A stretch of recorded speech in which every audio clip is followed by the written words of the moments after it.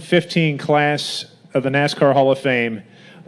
Joining us here, former Brickyard 400 winner. There's some great photos floating around of you and Chase in Victory Lane back when you took that Dodge here to Victory Lane. Can you both talk about that experience? Bill, what you remember of that day, and Chase, what do you remember of that day?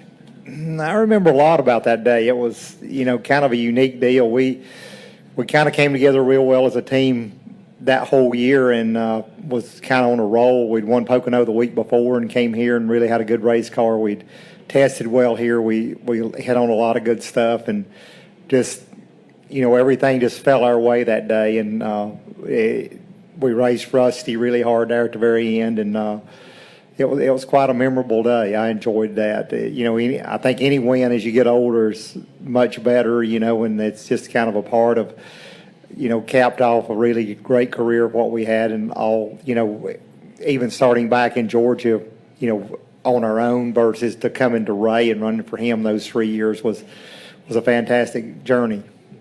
Chase, what do you remember of that day? Yeah, not much. Obviously, I remember going to Victory Lane and being a part of it. And like you said, there's a lot of great pictures to look back on. But, heck, I was so little then. It's hard to remember a whole lot from that day.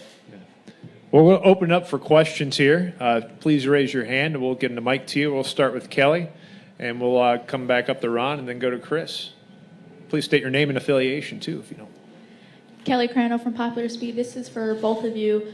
In going along the lines of Bill, your win here, and now Chase, you get a chance to run here. What would it mean to have both a win from father and son at Indianapolis? And since, Chase, you were in Victory Lane as a kid, and now Dad's here this weekend.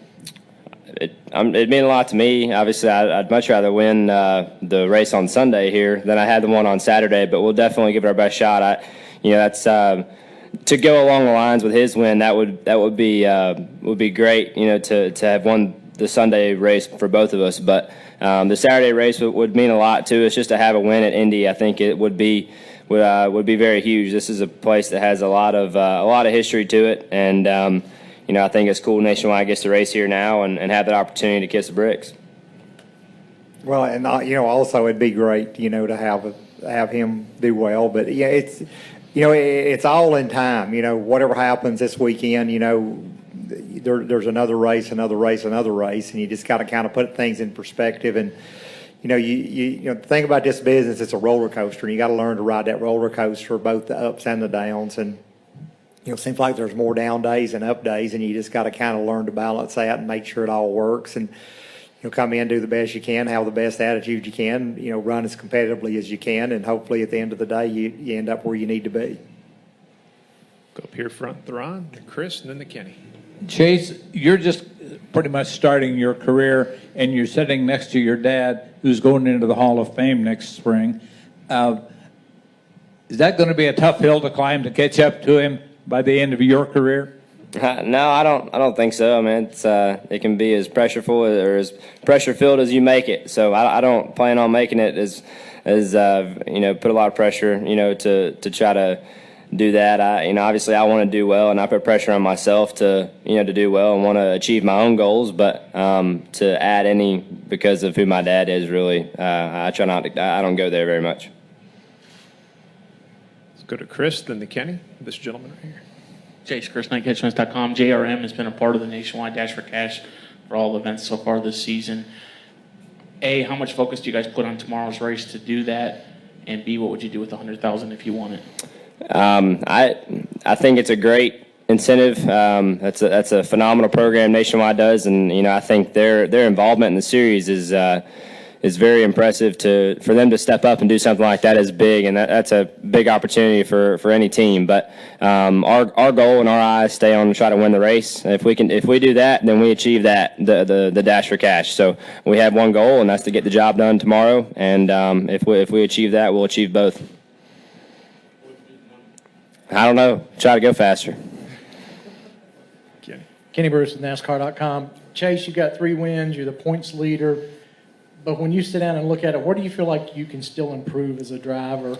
And for Bill, when you look at him, where do you think he could improve? All aspects, honestly. I don't really think there's anywhere that's perfected. So there's definitely been racetracks that we've struggled at, or I've struggled at personally more than others. So I'd like to fix those and improve the ones that we even ran well at. So today was not as well as I'd like it to have gone. So I have a lot to learn overnight, and hopefully I can try to fix our problems today and be a little better tomorrow. Well, I just see, you got to understand it, for not only Chase, but all the rookies coming into this deal.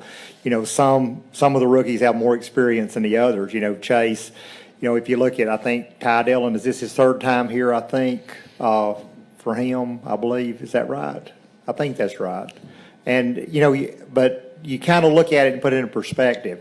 For the first time being here, you're asking a lot for these kids. A lot of the guys that are the first timers here. It's a unique racetrack within itself. It's very temperature sensitive.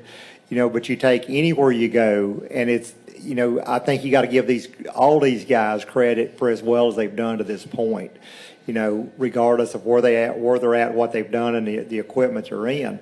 And I think that says a lot for the kids coming up in this world today as far as their experience level and where they've grown their back roots to get to this point. And I think that's the things that people tend to overlook at this point. I mean, yeah, he's got a lot of experience, but still he's a rookie. Still, it's the first time here. And I think sometimes that's overemphasized. And I think that's the things we need to look at and say, okay, you got to get through some of this stuff, and some of the races ain't going to be as good as you want them to be. And I think that's the things you got to look at and put it really in perspective. Go over to Daniel, then back to Bob. Daniel McFadden, National Sports Journalism Center. For Chase, how would you describe, your first laps on the track? You were 15th fastest in the first practice and the 13th. How did the track change throughout the morning? Is it difficult to practice during a time of day in which you won't actually be racing? Yeah, I mean, it's a very cool experience to go out and be able to make laps here at Indy, and I didn't really see a big difference in the racetrack. I'm not good enough to tell you what it does anyways, but the biggest thing I see is when it gets hotter, speeds slow down, and whatever your car is doing, it's going to be that much worse. So just whatever your problem is, I think you're just going to fight it worse as it heats up. Go to Bob. Bob Parker, Sporting News. Bill, Chase has often talked about, when we ask about memories of your racing career, he talks about the win here. I'm curious, do you remember anything about Victory Lane here, specifically with Chase being here? And what's it like? Can you compare being in Victory Lane when you win with your son there, and then being in Victory Lane when your son wins and you being the dad? Well, it's just a whole different world. I mean, you look at it from the things that I did, and the way I looked at it is you're in the car and you don't think about all the things that could go wrong or all the things that can happen, or, if the crew does right, the driver makes a mistake or whatever, and from the standpoint, if I'm looking at it, if I'm driving the car. But then when he's driving the car, it's like, okay, is something going to happen, or is this going to happen, or is that going to happen? And you kind of second guess things. And it's just a whole different spin on what you do. I mean, it's a whole different perspective of how you look at it. And I just try to look at it and, after the race, just try to say, okay, I see, this might could be better, that might could be better, or just kind of FYI, and not really say that, one thing's wrong or one thing's right. And I mean, it's just like what I said a minute ago. Most of these kids are good enough today that, they figure it out. It might take them a little bit of time, but they seem to get it in their own way. And, what I did 5-10 years ago is a whole different world of what it is today. And the cars are different, the tires are different. There's so many things different. And that's the things it's hard to say that, from that standpoint, I can't really help Chase. I mean, he's got to lean on some of the guys in the garage area here that tend to do this week in and week out. But I think I can help him outside the car as far as what goes on around that side. When you won here, do you remember him being here? Oh yeah, very much so. Yeah, it was a fun deal. It was a unique experience. There's a picture of us kicking the bricks, and he's standing behind us watching us. He was a little kid then, and it's fun to watch him grow up and be kind of what he is today. It just like I said, there's a lot of pressure in this sport, and you just got to learn to deal with it. Do we have any more questions? We got Daniel. Go to this gentleman right here, and we'll finish up with Ron. This is for Bill.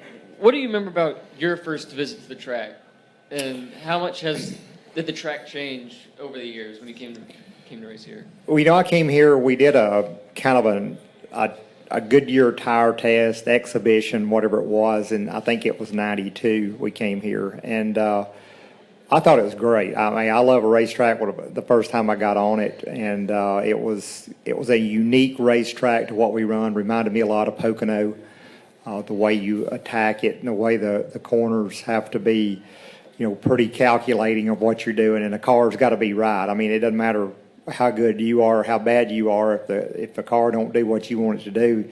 The problem is there's 4 corners to gain speed, but there's 4 corners to lose speed, and that's the things you got to look at this place. And we came here, and throughout the years, I was good here for a lot of the years. We ran really well in a lot of the stuff, and the evolution of the racetrack really changed. They came here and we could run kind of off in the grass, and they put rumble strips, and they did this and they did that, and it kind of changed the way the racetrack, the feel of the racetrack, so to speak.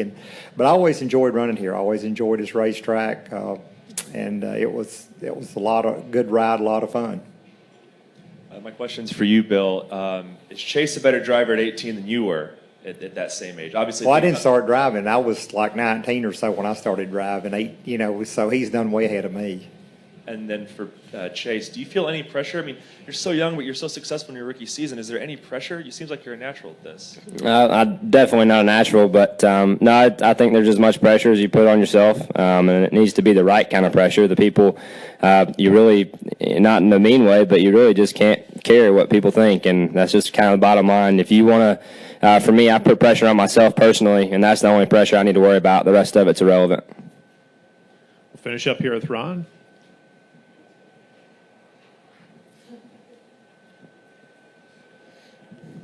Bill, you've had a little while to think about going into the Hall of Fame.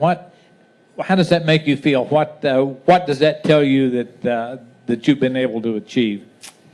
Well, I mean, I think you look at it and all the folks that helped me get to that point. And I was talking to a boy that used to help us back way early in my career the other night, and I said, I was trying to make sure all those guys was recognized and all the effort that they put in. And he said, no, he said, you just helped validate what we did.